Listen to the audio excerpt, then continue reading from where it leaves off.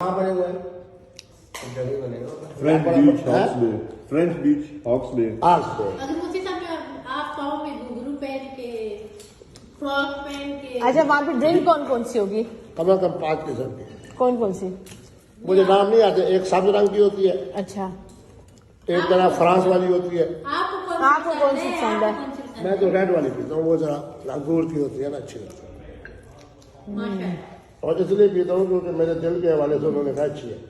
تو آپ کی کوئی گرل فرینڈ وغیرہ آئی کیا آج آپ کے ساتھ پارٹی پہ؟